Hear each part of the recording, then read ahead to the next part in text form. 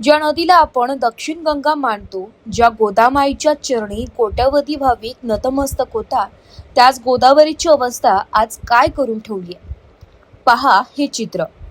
हे पवित्र तीर्थक्षेत्र आहे की सांडपाण्याचा नाला. नाशिकच्या याच गोदावरीच्या विदारक अवस्थेविरोधात आज उभाठा शिवसेना रस्त्यावर उतरली आहे. नाशिकच्या रामकुंड परिसरात गोदावरी नदी पात्रात थेट ड्रेनेजचं दूषित आणि दुर्गंधीयुक्त पाणी सोडलं जात आहे. यामुळे नदीचं पावित्र्य तर धोक्यात आलंयच, पण इथे येणाऱ्या भाविकांना उग्र दर्पामुळे स्नान करणंही अशक्य झालंय.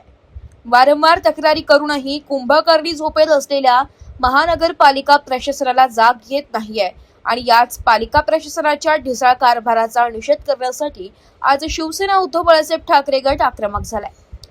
आज सोमवार 8 जून रोजी सकाळी 11 वाजता पंचवटीतील पवित्र रामकुंडावर हे तीव्र आंदोलन पुकारण्यात आलंय.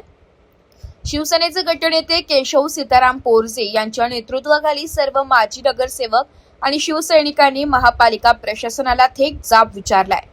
जर गोदावरीचं प्रदूषण त्वरित थांबलं नाही तर हे आंदोलन अधिक तीव्र होईल असा सज्जड इशाराही यावेळी देण्यात आलाय.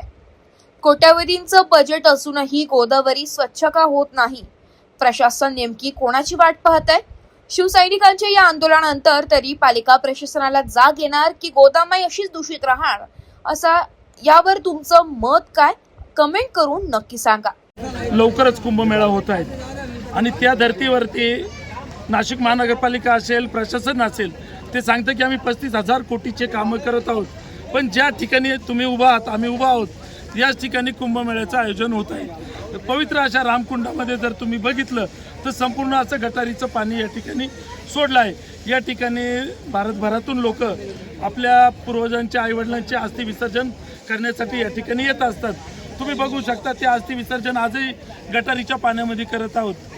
म्हणजे आम्हाला तुम्हाला यांना एकच इशारा द्यायचा आहे, नाशिक महानगरपालिकेला आणि प्रशासनाला, येत्या 8 दिवसामध्ये जर पवित्र अशा गोदावरी नदीमधलं गटारीचं पाणी बंद केलं नाही तर शिवसेना उद्धव बाळासाहेब ठाकरे पक्षाच्या वतीने नाशिक महानगरपालिकेवरती भव्य असं शिवसेना स्टाईल आंदोलन केलं जाईल. कारण की आत्ताच आम्ही विभागीय म्हणजे बांधकाम विभागाच्या अधिकाऱ्यांशी बोललो तर त्यांचं म्हणणं आहे की आम्हाला 8 दिवसाचा अवधी द्या, आम्ही जिथं अस्थि विसर्जन करतं तो भाग तरी आम्ही तुम्हाला क्लिअर करून देऊ. तुम्ही जर बघू शकतात, आत्ताच मागच्या 2 दिवसापूर्वी कुंभमेळा मंत्री आपले माननीय गिरीश भाऊ महाजन यांच्या नेतृत्वाखाली नंदिनी नदीची स्वच्छता मोहीम करण्यात आली. त्याबद्दल मी तर त्यांचं अभिनंदनच करेल. पण ज्या ठिकाणी पवित्र असा कुंभमेळा होतोय तिथं सुद्धा गिरीश भाऊंनी लक्ष दिलं पाहिजे आणि बघितलं पाहिजे की या ठिकाणची परिस्थिती काय आहे. तुम्ही शेजारी जर बघितलं तर या ठिकाणी लोक स्नान करताय. तुम्ही फक्त ते पाणी एका ग्लासामध्ये घ्या काचेच्या आणि बघा का ते स्नानाच्या योग्य आहेत का. माझी कुंभमेळा मंत्र्यांना विनंती असेल की येत्या 8 दिवसामध्ये इथे बदल जर झाले नाही तर महानगरपालिकेवरती शिवसेना स्टाईल आंदोलन झाल्याशिवाय राहणार नाही. कॅमेरामॅन SG मणियार, समाचार टुडे, नाशिक.